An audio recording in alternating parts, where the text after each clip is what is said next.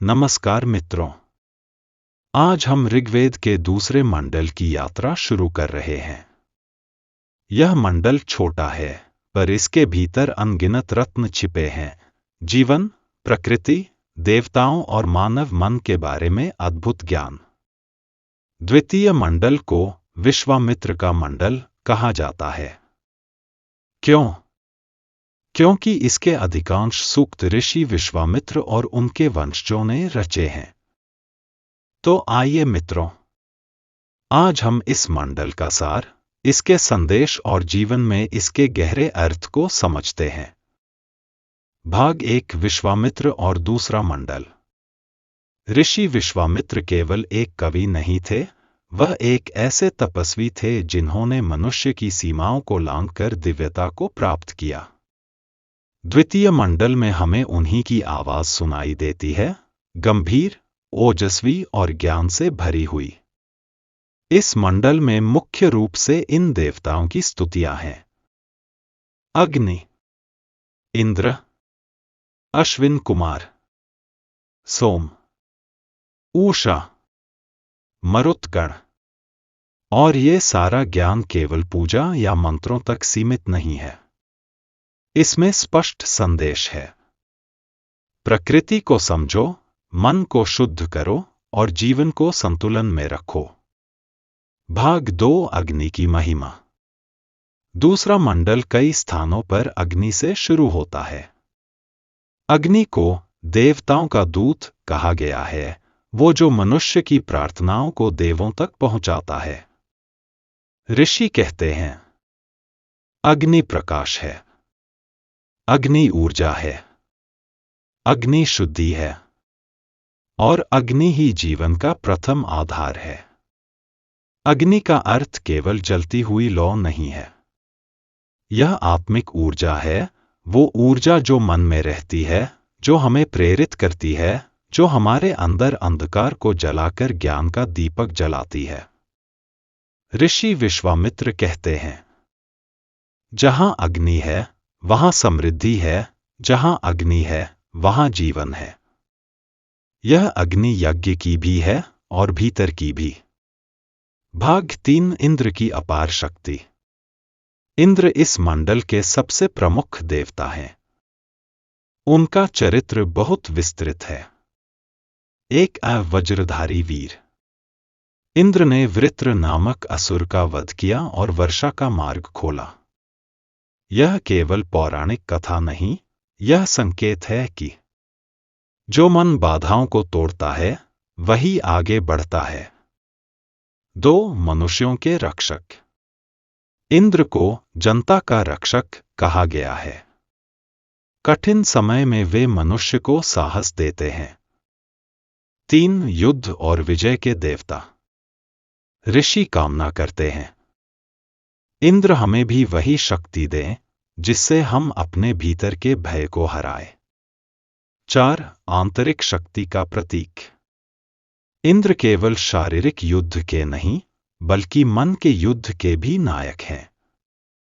आलस्य, निराशा, भ्रम, अहंकार, इन्हें हराने के लिए इंद्र की शक्ति चाहिए। इस मंडल में इंद्र को ऊर्जा, साहस और विवेक के प्रतीक के रूप में प्रस्तुत किया गया है। भाग 4, अश्विन कुमार।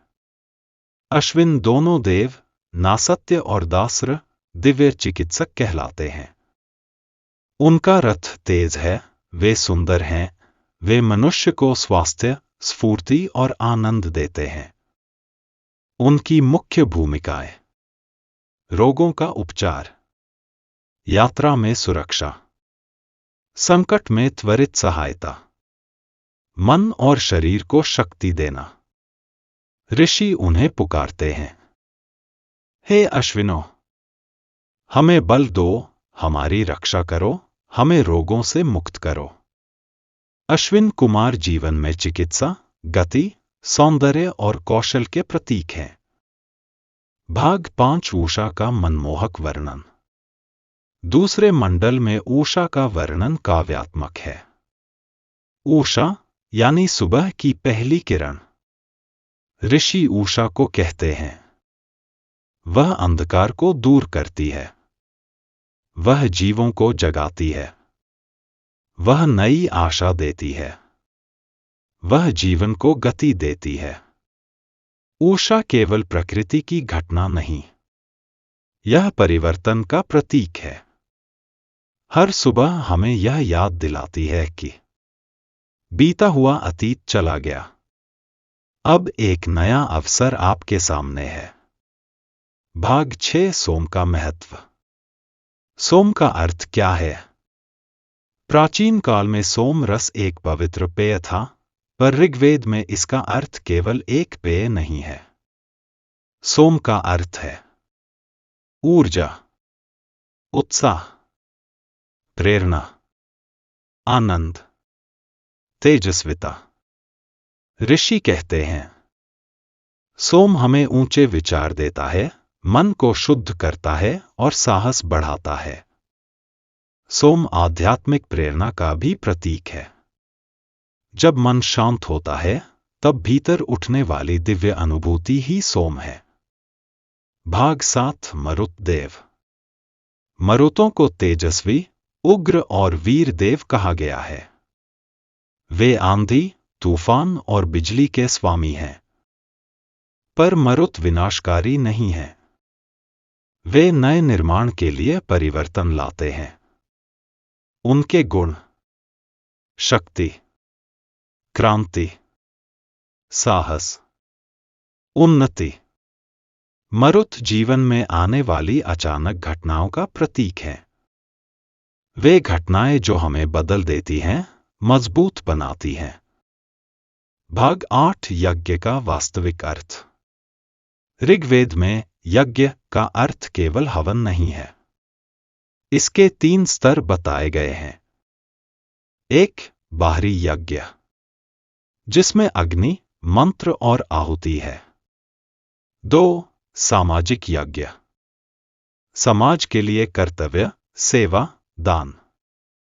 3 आंतरिक यज्ञ, मन की अशुद्धियों को जलाना, क्रोध, ईर्ष्या, द्वेष का त्याग, मन की शुद्धि का प्रयास।